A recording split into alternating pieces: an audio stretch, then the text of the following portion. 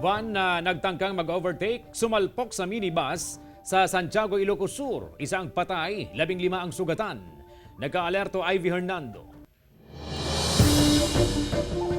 Wasak ang harapan ng van na ito matapos sumalpok sa kasalubong na minibus sa National Highway ng Barangay Danar, Santiago, Ilocos Sur. Agad na nasawi ang sakay ng van na si Barangay Kagawad Gertrudis Pabilionar, 69 anyos. Ayon sa pulisya, nagtangkang mag-overtake sa isang motorsiklo ang van driver na si Mariano Agusan, chairman ng Barangay Sabuanan, Bayan ng Santa Lucia. So nag-overshoot at tumagaw po ng linya. So nagresulta po sa head-on collision. Siyam ang sugatan sa mga sakay ng van, kabilang ang driver, habang 6 naman ang sugatan sa sakay ng minibus. Nabali umano ang paan ng van driver. Dinala lahat sa pagamutan ang mga biktima. Barangay official po lahat sila.